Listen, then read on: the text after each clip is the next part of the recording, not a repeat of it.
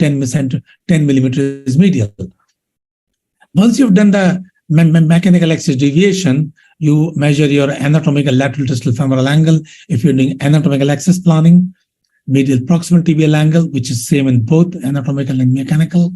You look for any intra-articular deformities and measure your joint line angle. And then you measure the proximal angle. If you're doing anatomical, you do medial proximal femoral angle, and then you lateral distal tibial angle, which is same for anatomical or mechanical axis. If you're doing mechanical axis, only two things are different. One is lateral proximal femoral angle, and then the mechanical lateral distal femoral angle, which is 88 degrees compared to 81 for that anatomical, and which is obvious because the difference between the two axes is 7 degrees. Now, there are three things I'll also introduce you to is CORA, which is the apex of the deformity, and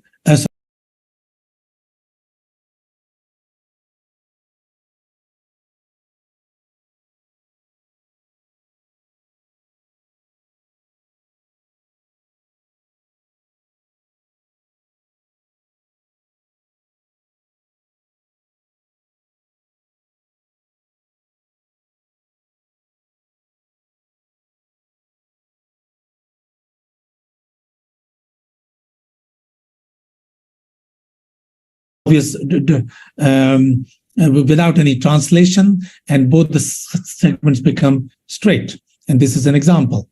The advantage is, since there's no translation, you can use any implant.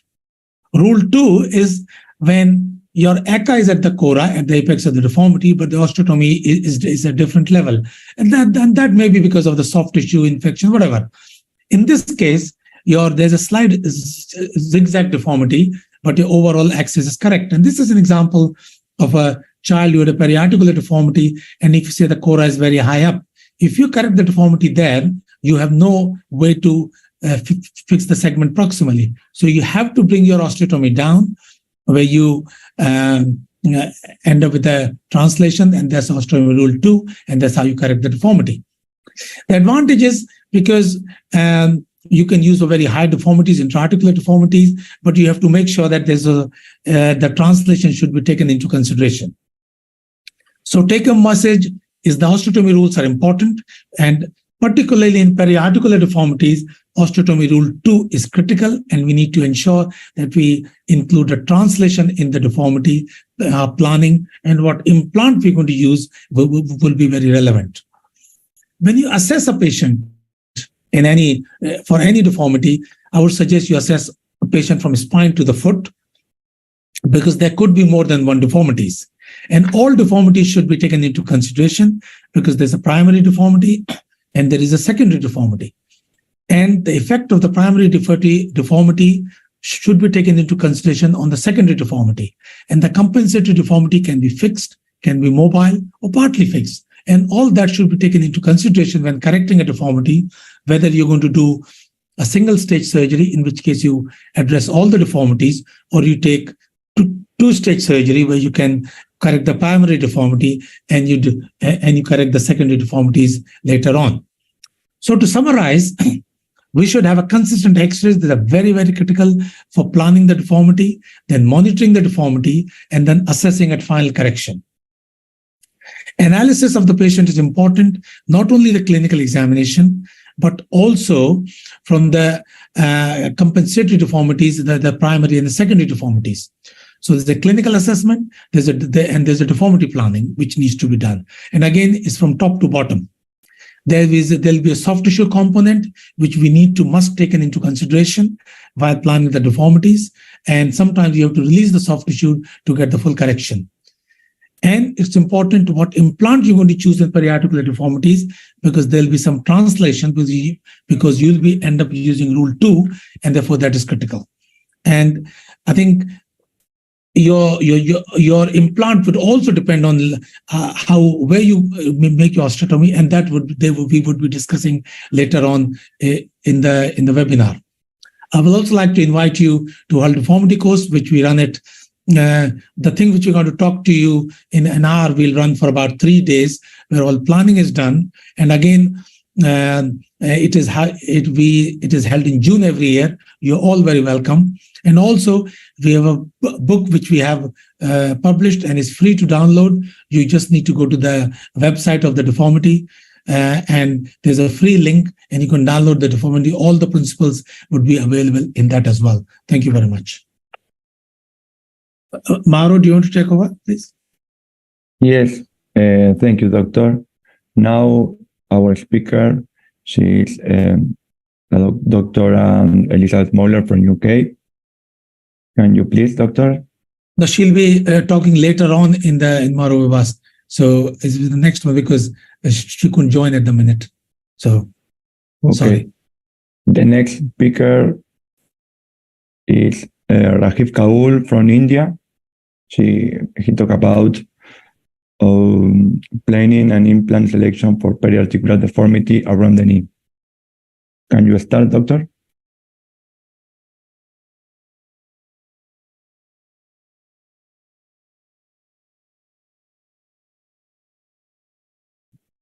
So, good evening to all our viewers and greetings from the Valley of Dehradun, India. Now, surgical planning in today's world is of paramount importance, not just to devise a strategy to know your enemy, but also to foresee complications. What do we need to plan? We need to plan the hinge location or the ACA or angulation correction axis, the type and level of the osteotomy, whether you want to do acute or gradual correction, the type of hardware that you need to use, external or internal, and the rate of correction. Tools for planning can be either paper planning or software planning, depending on the expertise and affordability of the surgeon. And the steps of planning follow the mnemonic MAP the ABC, that is, measure the axis deviation and the joint angles and the LLD, analyze the joint orientation angles, pick up the deformed bone segments, mark the apex, mark the level of the bone cut, and perform the correction. Now, here's an algorithm for knee planning that we've devised based on literature and our institutional experience. So, distal femoral deformities can be classified into varus or valgus based on the MLDFA. And in order to select your osteotomy and type of hardware, one needs to pay attention to certain factors such as whether the deformity is unilateral or bilateral, or whether it's associated with any significant shortening or rotational or sagittal plane component, or if there is any contraindication to the use of internal fixation, such as poor soft tissues or previous infection or poor vascularity. Let's now look at each one of these in further detail. So if you have a mild femoral deformity with minimal or no shortening of about maybe 10 to 15 degrees, one can choose a lateral opening wedge distal femoral osteotomy, which can be fixed internally with a plate. Now, this is a low metaphyseal opening wedge osteotomy, which corrects not just the angle, but the axis like so. However, this cannot be used for larger deformities of more than 15 degrees due to poor bony union. And hence, for larger ones, one needs to resort to a more powerful osteotomy, such as the angulation translation type or Rule 2. And that can be internally fixed with a plate or a nail, as has been described. Here's a 28-year-old lady with painful left knee and medial thrust on walking.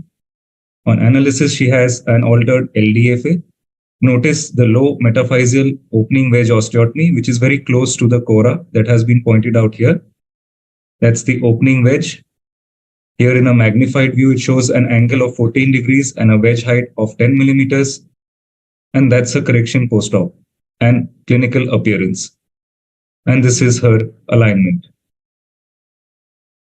If you have a deformity with significant shortening of more than 2 centimeters, which is believed to cause a sagittal plane imbalance and may lead to degenerative spine changes in the long run, then one needs to plan an osteotomy that will correct not just the angulation, but also take care of the length, like so. And in my opinion, that can be done best with some sort of external fixator or a hexapod, as shown in this diagram. For bilateral femoral deformities, one can prefer a medial closing wedge distal femoral osteotomy. The advantage is that this is a very stable osteotomy with a large bony contact area, and that can lead to early healing due to early weight bearing and early rehabilitation. So this is how it is planned. The osteotomy basically comprises of two isometric arms which form an isosceles triangle in the metaphyseal region, such that when you take out a wedge, the cortices line up perfectly and can accommodate internal fixation device such as a plate very well to give you a good alignment like so. Here's an example of a girl who underwent a bilateral correction in the form of a closing wedge for the femur as well as a closing wedge HTO in the tibia to give her a very good alignment and an outcome like so. So coming to proximal tibial deformities, which again can be varus or valgus based upon the MPTA, one again needs to assess whether they are single plane or oblique plane that is associated with a change in the slope, or whether it has an intra-articular component, and then one needs to plan your osteotomy and hardware accordingly. So this is a lady with bilateral knee pain and has a single plane simple deformity, and she was corrected with the classical medial open wedge HTO, first on one side, then on the other side, to give her a very good restoration of her axis, which passes through the Fujisawa point or 63.7% of the knee joint line. So if we have an oblique plane deformity, that is a change in the slope as well, then my personal preference would be to use a hexapod fixator, which is based upon the virtual hinge and can correct not just frontal plane deformities, but angulation, translation, and shortening, if any. So these are the axes of the proximal and distal segment, and the cora lies at the joint, and the osteotomy is performed lower down to give you a very good correction. Here's an example of a 45-year-old male with a valgus upper tibia and a recurvatum deformity, and he also has a varus at the lower end, and he was managed with a double-level osteotomy involving a hexapod at the top and simple hinges at the bottom to give him a complete restoration of leg length and alignment as shown here. That's the clinical outcome. Coming to intra-articular deformities, such as the classic Blount's disease, one needs to assess not just the articular component, but also the extra-articular hidden metaphyseal deformity. And both these need to be assessed and treated separately with two osteotomies, one involving an elevation of the hemiplateau, like so, and a second osteotomy at the metaphyseal level to correct the axis. And in my opinion, the upper one can be done acutely and fixed with an internal fixation device or some wires or raft screws, and the lower one can be done well with a hexapod device, which can also tension out the lax soft tissue structures on the medial side. What about combined femur and tibial deformities? You can choose any combination of the above, but I recommend you use internal fixation devices with acute correction for the femur, as they are far more convenient and patient-friendly, and tibia can be corrected either ways. For large valgus to varus corrections of more than 20 degrees, one must perform a prophylactic nerve decompression, and in the picture we've shown a triple decompression of the common peroneal nerve. So here's a girl with a large deformity of 35 degrees on the right and 20 on the left, and she also has a significant amount of external femoral torsion on both sides. Her MPT and LDA were both abnormal, and hence we had to do a double level correction in the form of an angulation translation osteotomy in the femur and an HTO in the tibia to restore her angles and axis like so. And this is how we could replicate our planning intraoperatively. And that's her correction after one side. So, in a nutshell, there is no universal rule and planning must be personalized. One must look for joint laxity, ligament deficiency, and patella maltracking. Always include not just long leg films, but merchant views and CT torsional assessment in all your cases. Plan the osteotomy at the right location.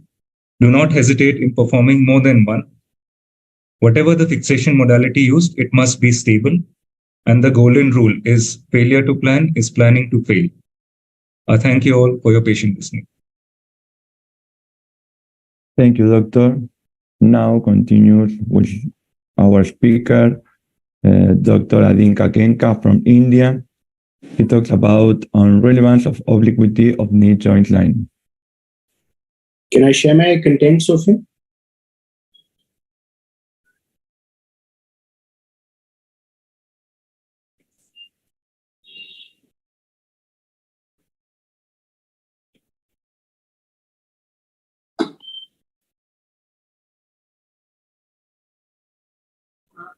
Hi everyone, can you see my screen?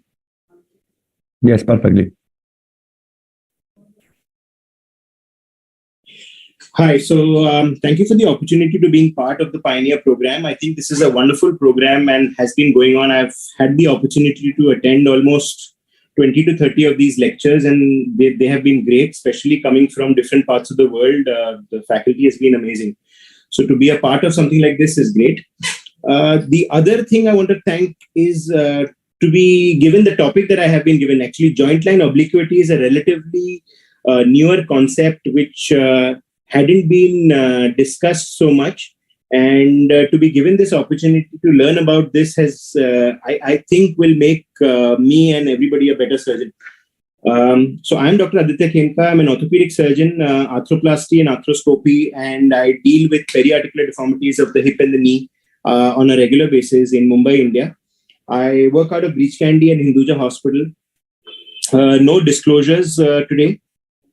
So I just want to highlight what we were and what we've become. So this is the reason why, all of us are really suffering from hip and knee problems more and more. So it just gets us to think. And we realize that bony alignment of the knee joint is very, very imperative for normal function.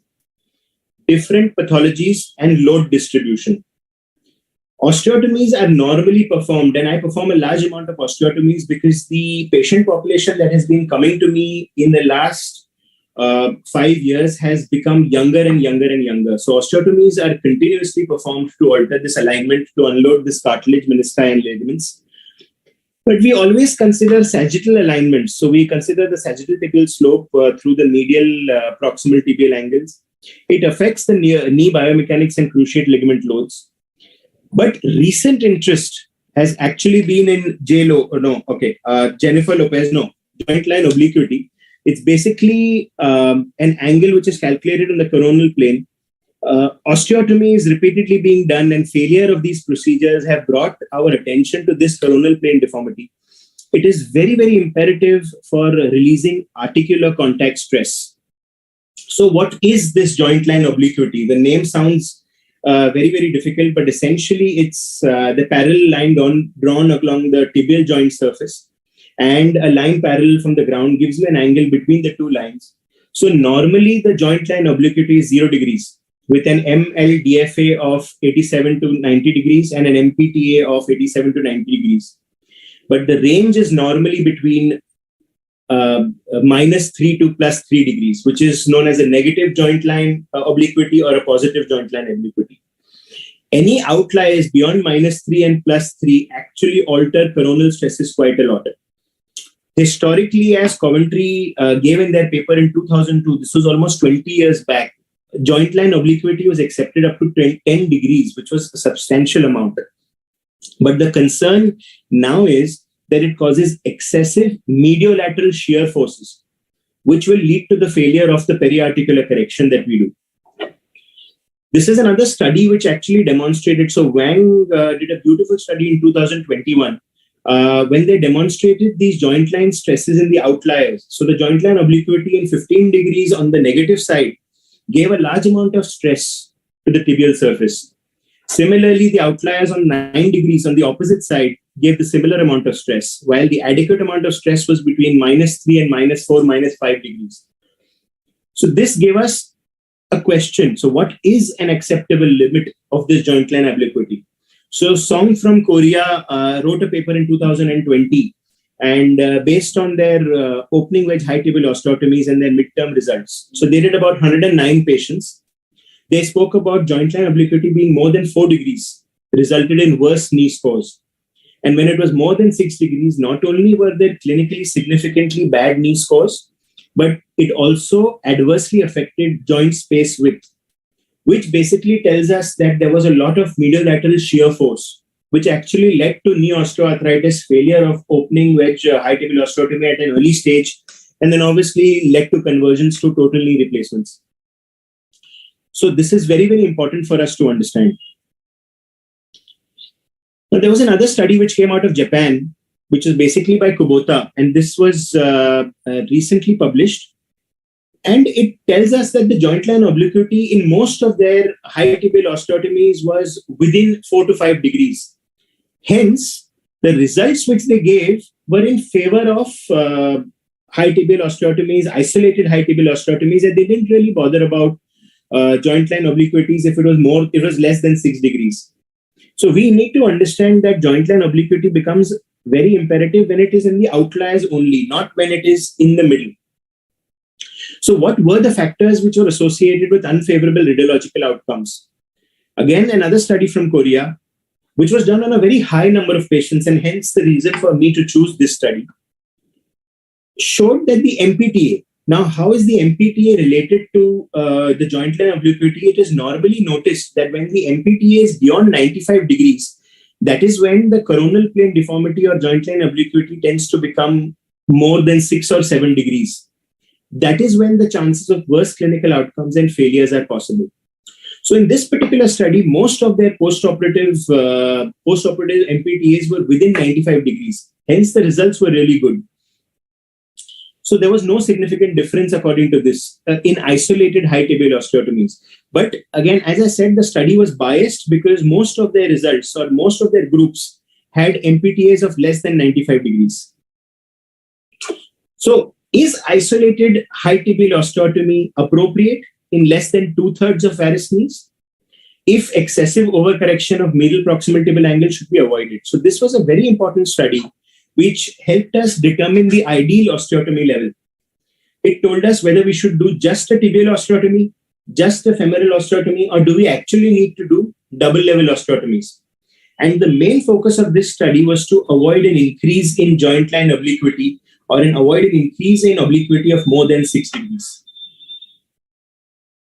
So, and what the study determined was if your final proximal tibial angle was less than 90 degrees, along with the joint line obliquity of less than 6 degrees, then 30% of the patient population were easily, you could do an isolated open wedge high tibial osteotomy.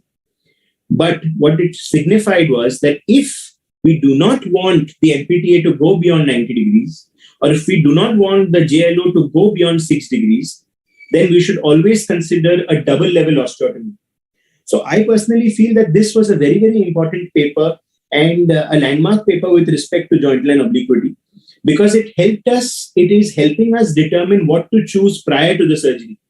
And it is determining it in sagittal plane as well as coronal plane, hence establishing the clinical results as well as the long-term results of the surgery to be better.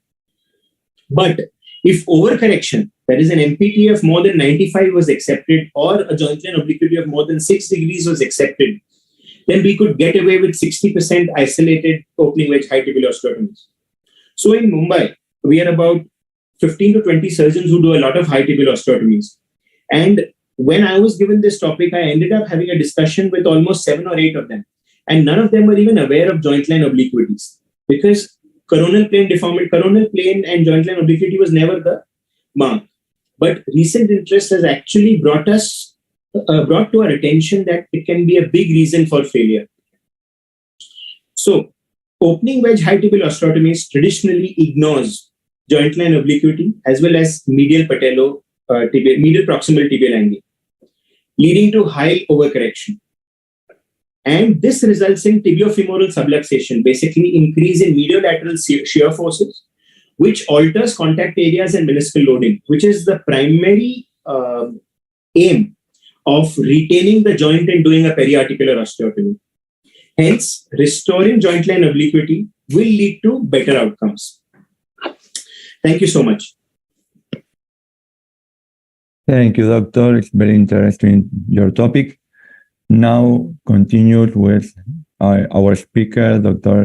Gracielle Cardoso from Brazil. She talks about an osteotomy, periarticular deformities.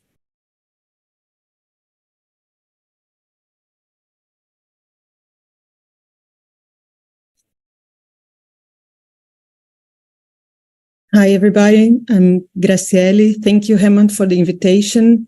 I'm going to talk about osteotomies for periarticular deformities. Here are my disclosures.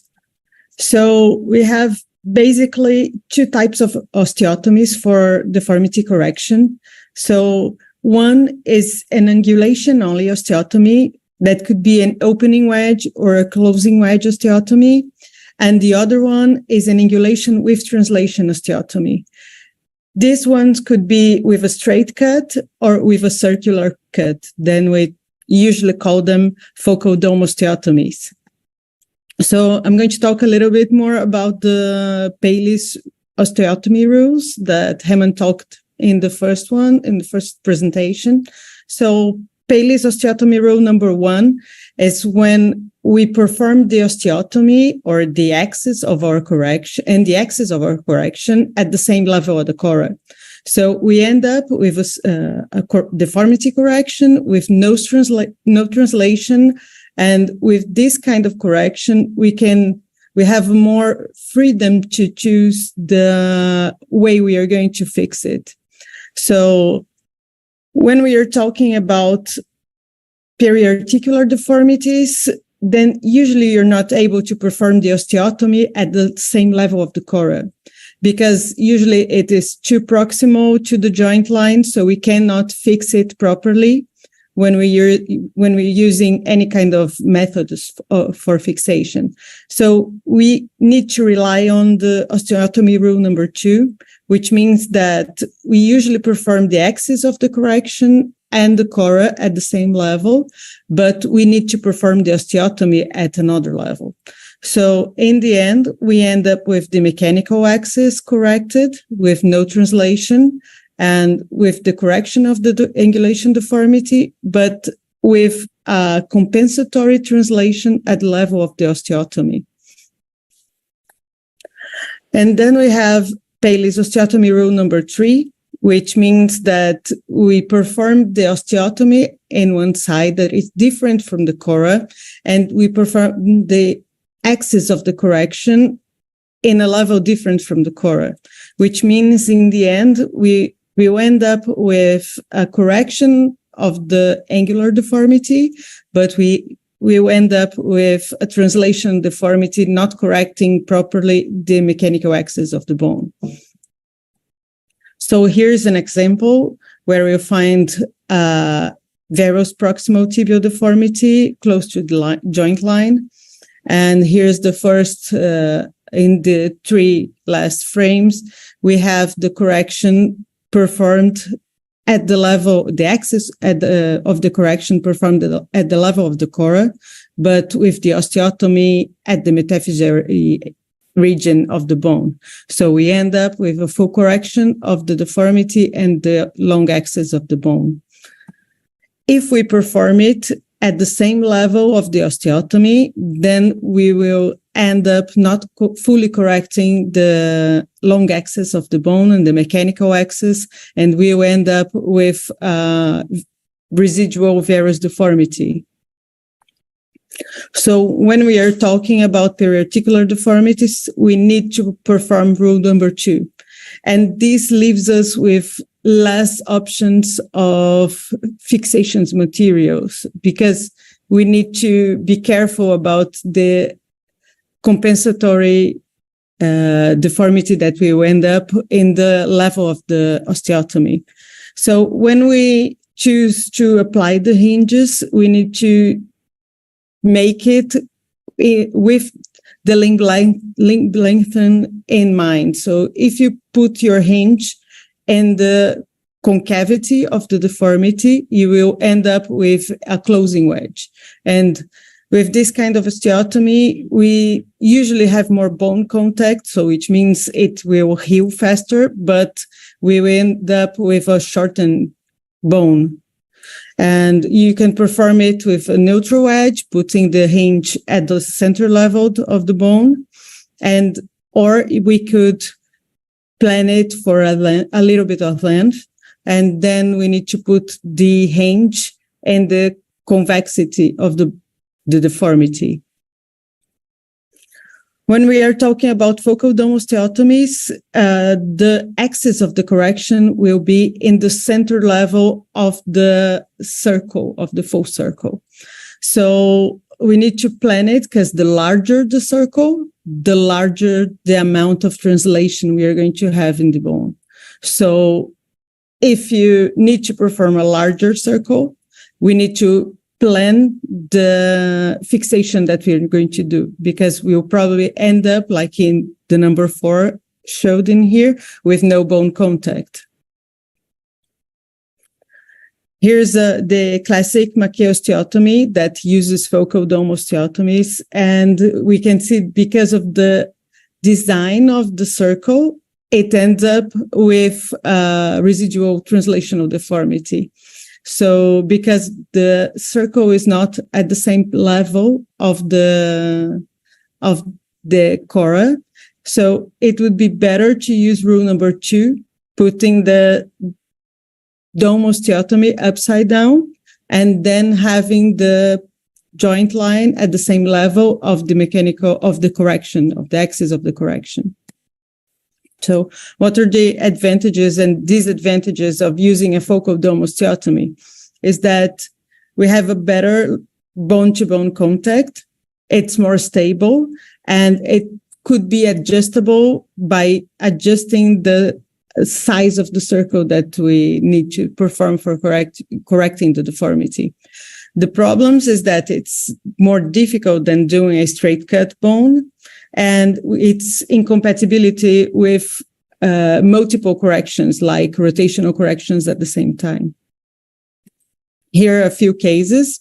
So here's a male with 37 years old with bilateral tibial deformity, a varus deformity.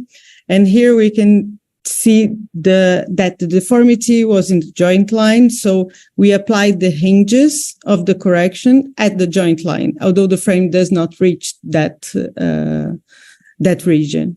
And we've chosen to gain a little bit of length. So the hinge is applied in the convexity of the deformity. Here we can see the full correction of the pre-op and post-op with the translation deformity at the site of the osteotomy and the full correction, full clinical correction and mechanical axis correction. Here's another case of a female post-traumatic trauma deformity with procurvatum and varus, a big deformity. So we choose to correct both deformities at the same time with an only osteotomy. So we've chosen to use a TSF frame, a hexapod, which allows us to have a virtual hinge and to correct both of the deformities. And here is the clinical result of this lady in the post-op. And here we can see the pre-op and post-op pictures. And the last one is a Blount disease, a boy with a Blount disease sequela. And this case I've chosen because we need to take care when planning that we need to perform the osteotomies at the level of the deformities and to plan when we have compensatory deformities at the same time. So we decided to correct both of the deformities with frames, and because he had a limb length discrepancy, and correcting the obliquity of the joint line also. So here's the correction with the hinge applied in a different level of the osteotomy cut. And here's the final result, the pre-op and post-op clinical images. So thank you very much for your time. And thank you, Doctor. It's very important to understand the rules of osteotomy to obtain a good result. Very good. And the next speaker is KAE SIAN TAY from Singapore. He talks about consequence and management of periarticular around ankle. Please, Doctor. Hello. Hi. Good evening, everyone from Singapore. I'm KAE SIAN. I'm a consultant orthopedic surgeon in Singapore from Singapore General Hospital. I mainly do foot and ankle surgery and some limb reconstruction. So today we're going to give a short talk on periarticular deformities around the ankle. Right, so we're going to talk a little bit about anatomy, types of deformities around the ankle, consequences management, and a few case examples. So anatomy of the ankle joint, as we know, the ankle joint above is the tibia, below we have the subtalar joint of the foot. And the main difference from the ankle joint from the rest of the large joints around the body in terms of deformity is the presence of the subtalar joint of the foot, which has compensatory ability, as you can see here, but can also contribute to deformity as well. And hence the assessment is important in this case. So the types of periarticular deformities we can see above the ankle joint is the distal tibia. We can see that this case is a distal tibia malunion, and also intra-articular deformities. And below the ankle joint, you can have subtalar and foot problems, which can also lead to deformities, as you can see there. So I've taken these images from a textbook, and we can see that there are lots of angles you can measure. There are about 250 angles in the foot you can measure, but they're not always clinically relevant, because sometimes you can get x-rays that look like these. You can't really relevantly measure any angles, so the clinical assessment becomes very important. Now, the consequences of malaligned foot and ankle, be it mechanical impingement in the ankle, ankle instability, osteoarthritis, or other cartilage problems. Hence, in terms of management, it starts with clinical assessment. The deformity should be assessed systematically from proximal to distal, including the proximal part of the lower limbs, because any contribution from the hip and at the level of the hip and the knees can result in much larger deviations in alignment as compared to changes more distally in the ankle. Just as other speakers have mentioned, we should assess whether there's a rigid or flexible joints in terms of compensatory mechanisms as well. And also the presence of any existing arthritis or instability in the foot and ankle, which will affect the management as well. And so we come to imaging. Weight-bearing radiographs are of paramount importance of the ankle and the foot. Its particular hindfoot alignment view is very important. We can see on the right-hand side example of a Saltzman view, which is a hindfoot alignment view. We can see in this case that the heel is in varus because it lies medial to the weight-bearing axis at the tibia, and a full-length lower limb to assess for any other deformities proximal to this as well. A CT can be useful in 3D assessment of deformity. We can see that there can be weight-bearing if you have a weight-bearing CT scanner. You can also detect osteoarthritis in adjacent joints.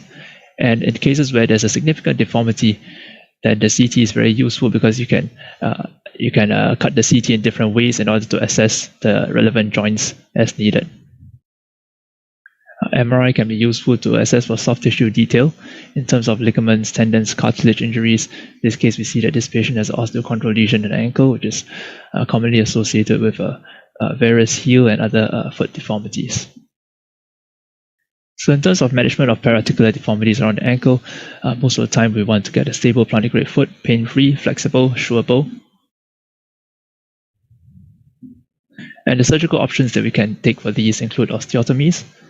Fusion procedures in the foot and ankle are a viable option because there are many joints in the ankle and the foot, and these compensate for each other. So the fusion of a small number of joints generally does not affect the overall foot function. Ligament reconstruction is important when there's instability involved, and other ankle joint procedures as needed, to assess depending on the symptoms, such as impingement or cartilage problems. So some case examples. Okay, so this patient with a multiple hereditary exostosis, with a symptomatic distal tibia osteochondroma and a significant limb length discrepancy, had a lengthening and angular correction of a frame. Okay, this patient with a cavus foot and a recurrent lateral ankle instability had a cavus foot reconstruction and lateral ligament reconstruction as well. And this patient with a cavus foot and a medial ankle OCD that was recurrent, had a medial malleolar osteotomy, ankle cartilage repair, and a cavus foot reconstruction. You can see here that there's a lateralizing calcaneal osteotomy, as well as a first metatarsal dorsiflexion osteotomy. Sometimes you need to combine bony and soft tissue correction. So in this patient with a nerve tumor in the sciatic nerve, ended up with an equinocable varus foot deformity, underwent frame-assisted correction, as well as a first metatarsal dorsiflexion osteotomy to correct the residual cavus that he had.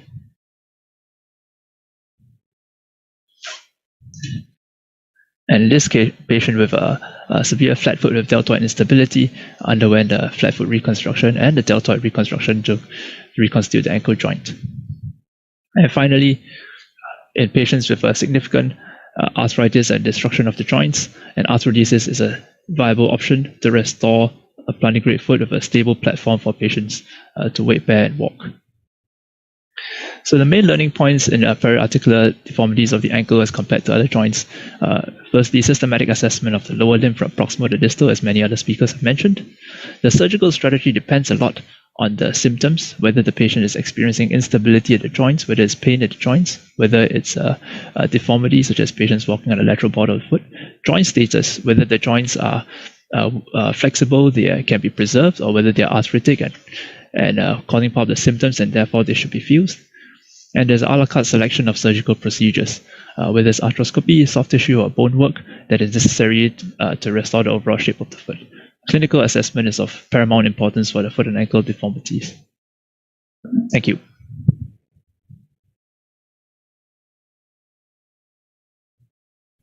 Thank you, doctor. Now, on the last items, and Dr. Dr. George KUBICEK. MAURO, sorry to interrupt us, because Dr. Moulder, can you finish the talks first and then we can go to clinical cases? Would that be okay? Okay, perfect.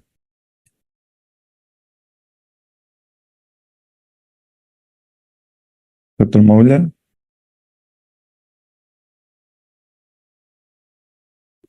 You're on mute. You are mute. Can I share my screen with you, please?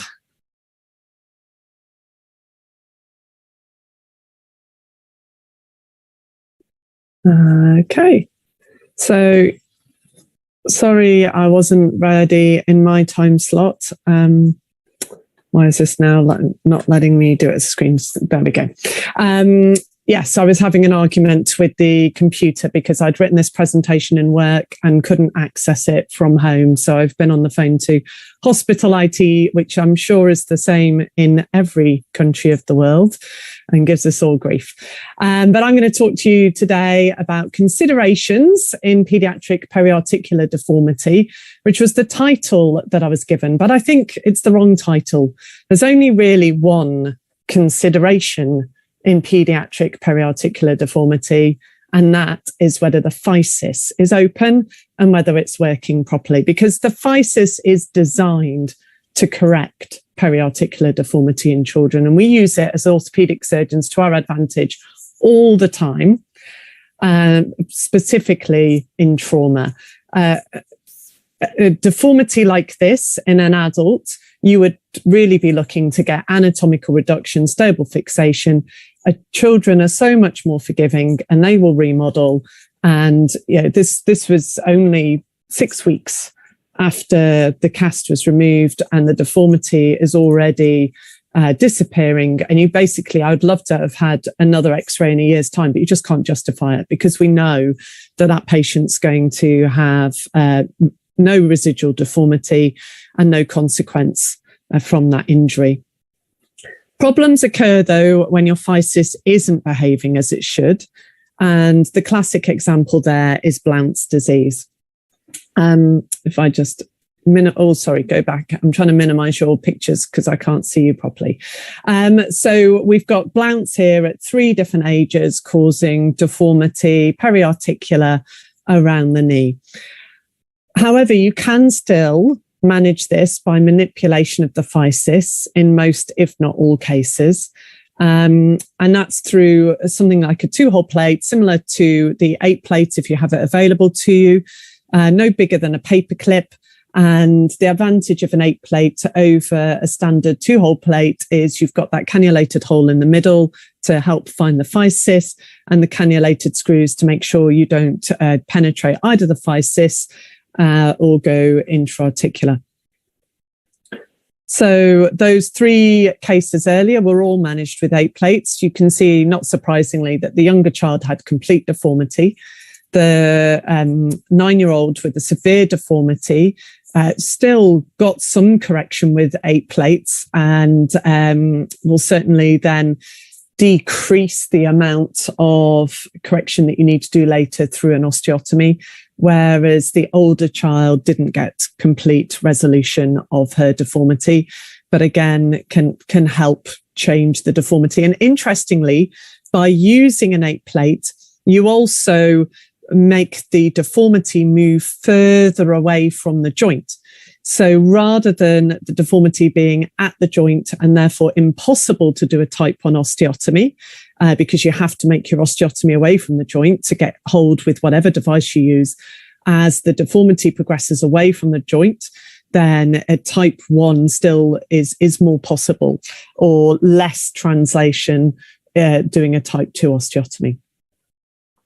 Guided growth or physial manipulation won't, of course, account for rotational deformity, and it's especially important in pediatrics that you look for your femoral anteversion and your thigh-foot angle whilst considering any periarticular deformity. I mean, to be fair, that's true in all age groups, but children tend to have more rotational deformity.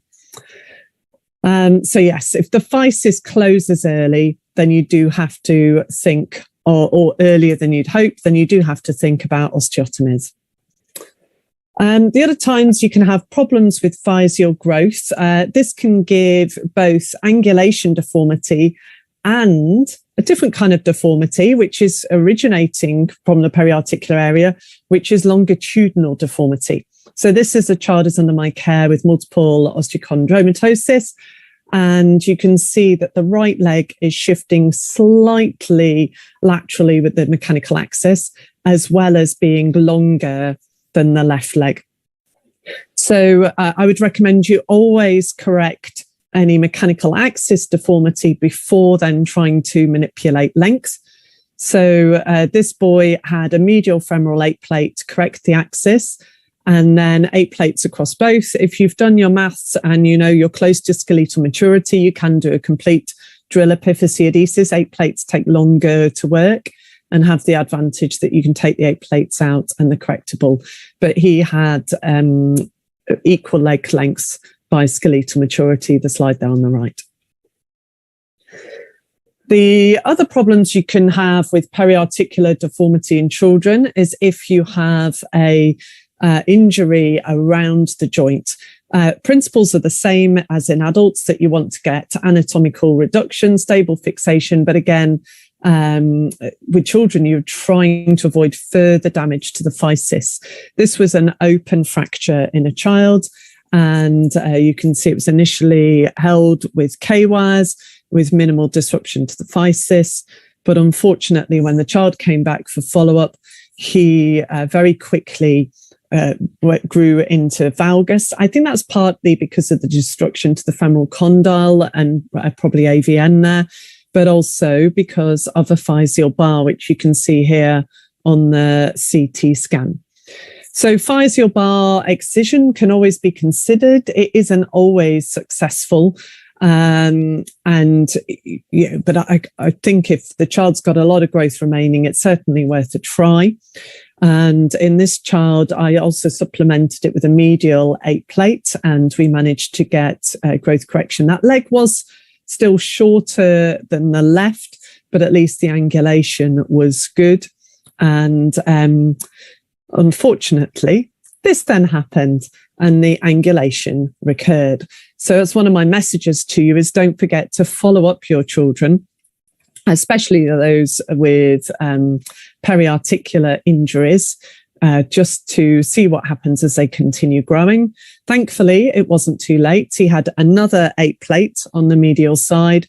He also underwent a drill epiphyseodesis on the left and ended up with a very good outcome considering the severity of his injury. Unfortunately, some deformities are just too big to manage with 8 plates, or the child is too close to skeletal maturity. The principles then are the same as for adults, only again with respecting the physis, and you don't want to cause further damage to any growing bone, or occasionally maybe you want to obliterate the physis. to make sure it doesn't contribute any further to any malalignment during growth.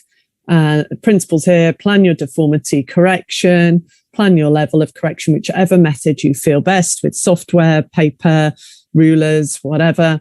And then your principles are the same as adults. And I would really avoid doing any surgery extensive like this until the child is as close to skeletal maturity as you can, because you only want them to have to undergo such brutal surgery once in their lifetime, if at all possible. Again, you can get a good result.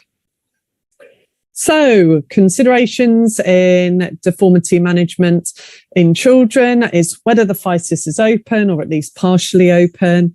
With that, the age of child and how much correction is required as to whether you're likely to get that before skeletal maturity. Any rotational correction, do remember to follow up this child until skeletal maturity and resist any osteotomies until skeletal maturity. Thank you. Thank you so much, Doctora. I don't know, we have time to the presentation of cases. I think we can overrun slightly, Mauro. I think we should be okay. So George can present his cases. Okay. Okay, Dr. George KUBICEK from South Africa, who see many presentations, any cases about deformity periarticular. Hold on one sec. That's the wrong one. I had to quickly change my presentation because I didn't want to repeat everything what everybody else was saying. However, I left a couple of things in there. So hello, everyone. Thank you very much for inviting me. I'm not going to be that long. As I said, I don't want to repeat lots of things. However, a couple of things have to be left. This is my disclosure. I'm a member of the South African Limb Lengthening and Reconstruction Society, and I work closely with OrthoPix and OrthoExact. I live in Durban, east coast of South Africa. It's a beautiful place. Whoever thinks of coming to South Africa, don't go only to Cape Town, come to Durban.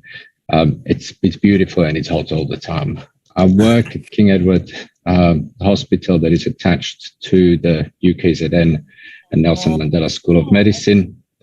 And this is the team. So John and I, John Arnold, we run the tumor sepsis reconstruction unit. And that's actually very miserable. It's the word TREAT.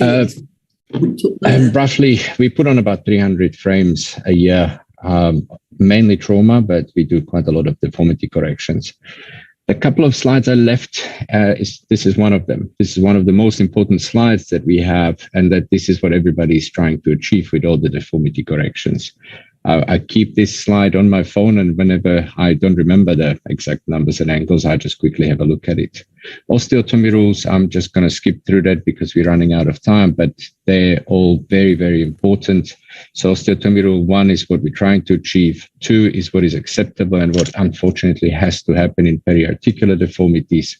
3 is a surgeon's mistake. This is something that we should avoid and not to do. It's mainly because the apex of your deformity is at the level of the joint, just like you see here on the green and white dot. And you obviously cannot perform an osteotomy at that level. So you have to plan your osteotomy at a different level. I'm not going to talk about Blounds. Everybody was talking about Blounds, but this is a case that we're just going through. I want to bring something else, something that we sort of specialize in. People will say, why is this guy talking about trauma? Well, I'll bring it up just now. This is our standard patient, comes in. We don't have plastic surgeons. In UK, when I worked there, plastics were available freely. We unfortunately don't have them and have to perform our plastics. Anything from mid-shaft tibia up, we can do our own flaps. Anything distal is impossible. We perform, we sort of perfected the technique of deformity-assisted closure. This patient, smoker, RVD positive, was taken in by one of my juniors for debridement and just got rid of all that slough and ended up with a nice necrotic tibia, but still a very unpleasant wound.